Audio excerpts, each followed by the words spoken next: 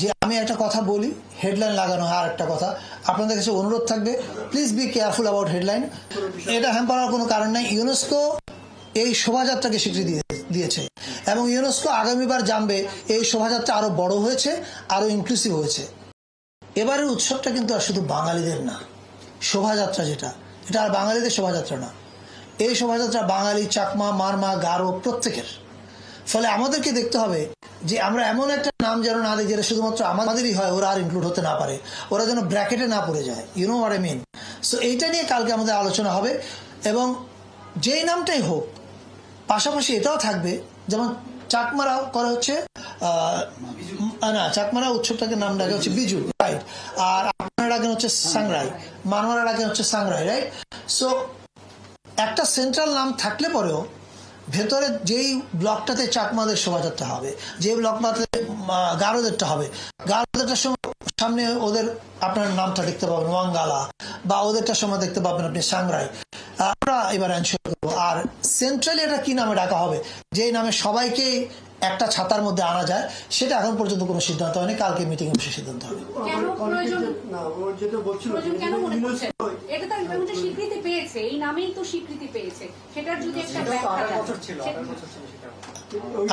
আমি আমার আগের প্রশ্নের উত্তর আপনি বলতে পেয়েছেন, একই কথা আপনি আবার বলছেন না। প্রয়োজনীয়তাটা আমি বলেছি আপনাকে একটু আগে, যে সেটা কি, যে আমরা এবার আর শুধুমাত্র বাঙালিদের শোভাযাত্রা হচ্ছে না, এবার শোভাযাত্রা আমরা সবাইকে ইনক্লুড করছি। এখন সবাইকে ইনক্লুড করার পরে এই একই নামে করবে না কোন নামে করবে, কালকে সবাই সিদ্ধান্ত হবে। এটা ইউনেস্কো স্বীকৃত, এটা আমাদের মাথায় কেন থাকবে আপনি মনে করছেন? বুঝতে পারছেন, এটা হ্যাম্পার কোনো কারণ নাই। ইউনেস্কো এই শোভাযাত্রাকে স্বীকৃতি দিয়েছে এবং ইউনেস্কো আগামীবার জানবে এই শোভাযাত্রা আরো বড় হয়েছে, আরো ইনক্লুসিভ হয়েছে।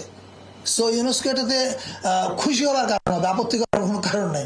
কারণ আমরা বরং এতদিন আমাদের দেশের অনেকগুলো জাতিগোষ্ঠীকে মাইনাস করে এসেছিলাম, আমরা এটাকে সংশোধন করছি। একটা কথা বলে দিই, আমি নিজের টেলিভিশনে বড় হয়েছি। টেলিভিশনের ক্ষেত্রে একটা প্রবলেমের মধ্যে আমি ইদানিং দেখছি, এই প্রশ্ন উত্তর দিতে গেলে যে মুশকিলটাতে আমি ভুগি, যে আমি একটা কথা বলি, হেডলাইন লাগানো হয়। আর একটা কথা আপনাদের কাছে অনুরোধ থাকবে, please be careful about headline. গত 2 দিন আগে আপনাদেরই একজন কলিগ কোন একটা মিডিয়া হাউসের, আমি যে কথা বলিনি ওটা উনি ওনার হেডিং এ দিয়েছেন, দিয়ে ওটা ভাইরাল করেছেন। Let's not do it. আমার কোনো হেডিং দিলে সবার কাছে বলছি, আমি যা বলেছি ওই শব্দের বাইরে কিছু যাবেন না, এবং শব্দ কাটবেন না এমন ভাবে যাতে আমার কথার মানে বিকৃত হয়ে যায়। Yes please go ahead with the question. Please. বলা হয়েছে যে সময় নির্ধারণ থাকবে না, অন্যান্য যেমন সন্ধ্যা পর্যন্ত উদযাপন বা একটা সময় নির্ধারণ করে দেওয়া থাকে। এবার বলা হচ্ছে যে মানে যত সময় পর্যন্ত দরকার তত সময় পর্যন্ত উদযাপন করা হয়, বিভিন্ন যেসব সন্ধ্যা বা অনুষ্ঠান আয়োজন করা হয় সেগুলো চলবে। তাহলে কি আমরা মানে রাত অর্ধরাত পর্যন্ত বা না, কত রাত পর্যন্ত, কত রাত, অর্ধরাত, মধ্যরাত তো পুলিশ নিরাপত্তা দিতে পারবে না। আমরা বাস্তব প্র্যাকটিক্যাল হতে হবে, রাইট?